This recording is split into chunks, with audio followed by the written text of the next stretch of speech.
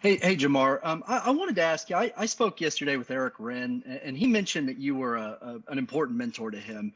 And I just wonder, given your sort of long and winding coaching career that you've taken to get here, how important do you view that aspect of coaching, of being there for the younger guys like that?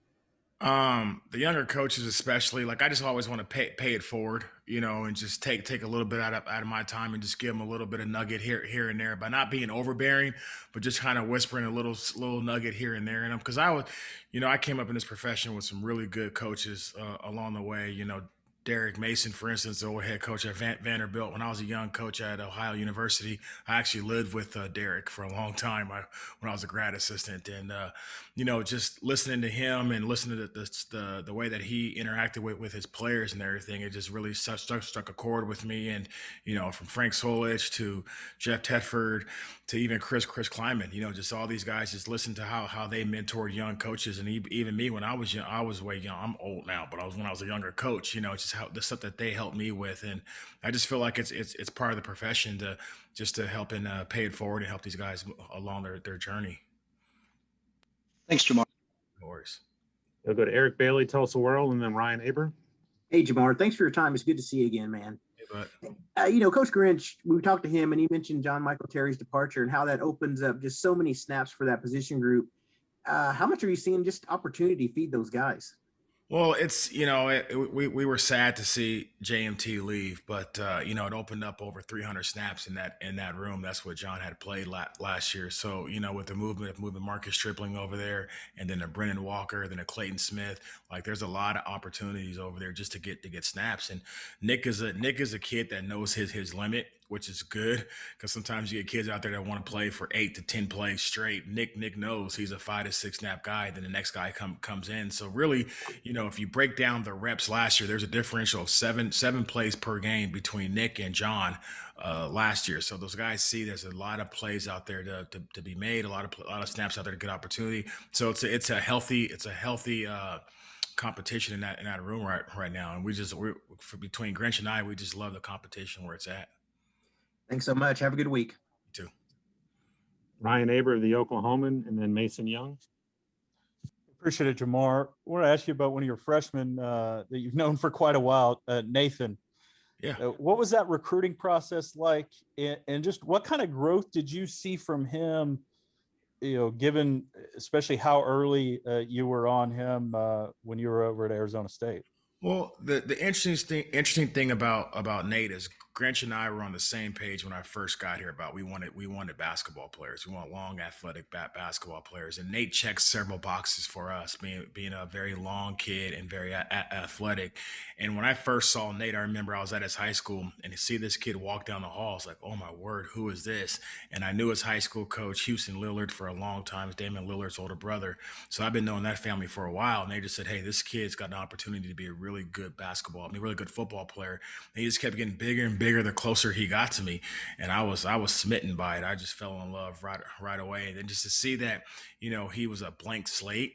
And a lot of these kids come in with different techniques and everything they learned from high school, and we got to break it all down and try to teach them our new techniques. But Nate was such a blank slate, even in the weight room with Benny and those guys. He's just so raw and so young, and I'm confident in my coaching ability to be able to get him over that hump.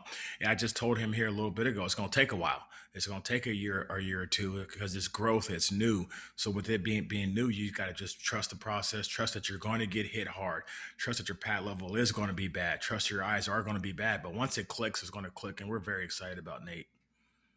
Just a quick follow-up. So sometimes it can be, I don't know, want to say an advantage, but there are some benefits for his lack of experience in this sport. Yeah, totally. Sorry to cut you off, but no, there's a lot of advantages for his lack of playing ability right now, because everything is new to him. So what I'm telling him to do is this: he's only heard it from one way, and that's being me. Instead of me trying to conform to what their high school coaches taught him, and then trying to the high school coach may taught him something, and I'm trying to switch it, but I'm trying to use the high school terms first, then transition into my terms, so the transition level is quicker. But just knowing Nate for so long, and then with the COVID era where the guys couldn't get out here on a visit, I thought our relationship relationship grew from there because he was able to come here, commit here, sign here without ever taking a visit. So that's the trust level when it comes to recruiting too. Appreciate it, Jamar. No worries. Go to Mason Young, OU Daily, and then Bob Prisbillo. Yeah, Jamar. I mean, obviously, you have your experiences at North Dakota State and Fresno State and those places, and I'm sure those stick with you as you move from place to place. But what was something that maybe you had never experienced before that was kind of different that you experienced during your first year at OU? Well, that's a tough question because you had the whole pandemic where you just left your players. I think what stuck with me was fostering relationships with these kids, because I was only here for like a month, and trying to get a Nick Benito just to believe in me and trust in me and trust that I'm what I'm teaching them is right, because I didn't have the time to build that relationship. So everything was over the phone, everything was over Zoom. So I thought it was like just building trust level, because I always had the trust level with the kids. You always get that during spring, and then in the fall those kids can take off. But I thought just taking the time just to know those guys, understand what they're about. And even Ronnie Perkins, he had his suspension at early in the season, and just be able to get the trust with him. Okay, Bob Prisbillo, Sooner Scoop, and then John Hoover. Jamar, you mentioned Marcus Stripling. What makes you guys so confident that type of move is going to work out for him, and how has he adjusted to it?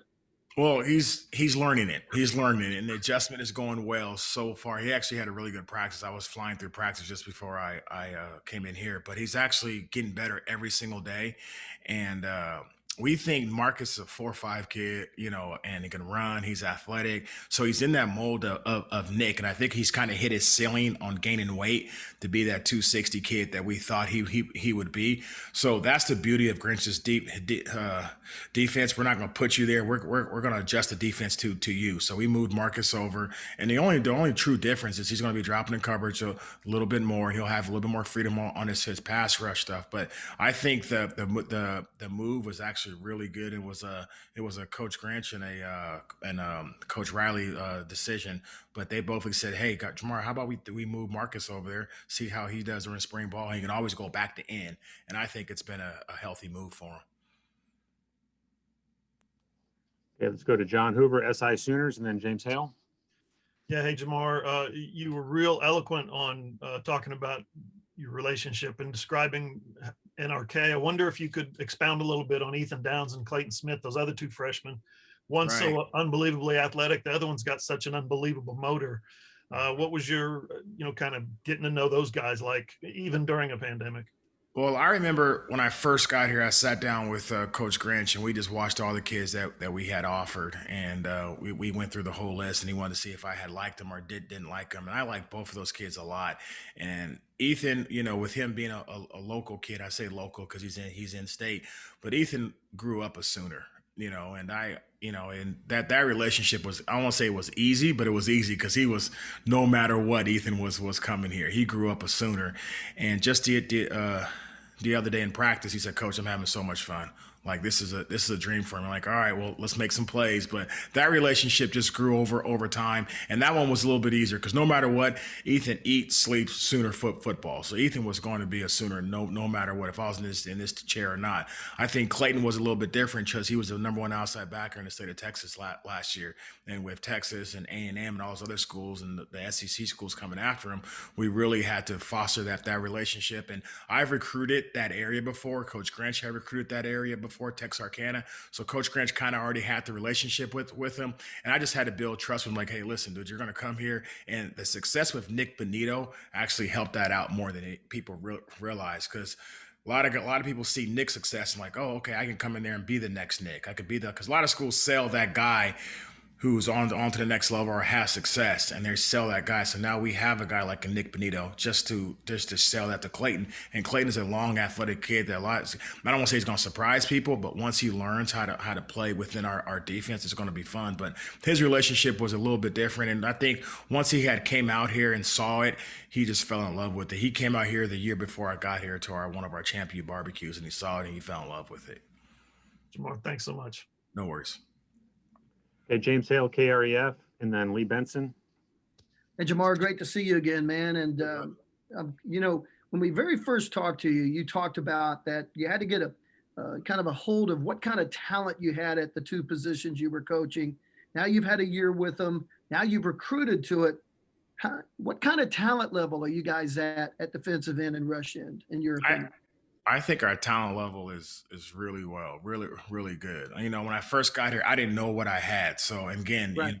you go into that COVID year and you're like, okay, you have one practice, and then you're trying to fill kids out throughout fall camp, and then the kid may be out, the contact, and this and that. So we never had the room just to fill it out. And I think we hit our stride probably at the Texas Tech game, where I was able to get my rotation to where I felt comfortable with it, where I like, okay, I know what a Marcus Stripling can do. I know how many plays in a row Nick Bonito can go. I know what an IT can do. Okay, Reggie was a young kid trying to figure it out, but now I feel like I know the kids, they know me, they know the system, and now we can take it to the next level. The beauty about Grinch's defense is there's so much freedom within it. You got to find it on your own. It's my job to help you find the freedom within the defense. So now we're able to have those football conversations where it's like, hey coach, I saw this and this and I did X. I'm like, okay, perfect. We'll try it this way. And it's just, it's been a healthy conversation. I really enjoy our guys,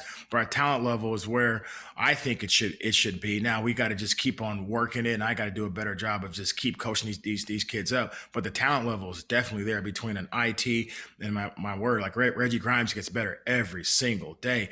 And then Ethan, like he just got his Speed D jersey today. And then Ethan's getting better. Then you got a young Nate. Then you go on the other side. Of course, we all know about Nick, but to see Marcus's growth, I've been so happy seeing Marcus's growth. And then you added Clayton Smith, and then don't forget about Brennan Walker too. So the talent level is there. Now we just got to bring it all together, and then I got to figure out here throughout spring ball how my rotation is going to be in the fall, how we're going to work it. And the good thing is when coach says ones, I can just call two guys out. It's not IT and Nick always going. I can say you go, and that's what we want to get to within this defense. Fantastic. Thanks, Coach. Good luck to you, man. Thank you. Okay, Lee Benson, KWTV, and then Kerry Murdoch. Coach, to follow up from what you were just talking about, you talked a lot about your guys already, and you mentioned a lot of the young players. I know Coach Grinch last week was putting a lot of high expectations on the incoming freshman class, and he kind of joked around and said, maybe not that smart, but he wants to challenge them. Right. From do you concur that maybe this freshman class you have in here maybe a little more ahead of where normally freshmen are at this point? Right. Yeah, they are, because they, obviously they're here now and they're learning the defense, and then they, the NCAA is up the hours where we can actually spend some time with the kids. So with between film time and walkthrough time, and we're in year 3 of of this defense. Now the older guys know the ins and outs. So they're helping the coaching the kids up while I may be watching the play. I can hear a conversation behind me going on about the defense, and it's a great conversation. It's not a guy coaching a guy up the wrong way. He's actually telling them what to do and how it goes. And then I also got to do a better job of reminding myself that these guys are still in high school. Like they're still high school kids. They should technically be in high school. It's funny because Ethan Downs came up to me last week. Was like, "Hey coach, can I go to prom?" And I'm looking at him like, "Huh?"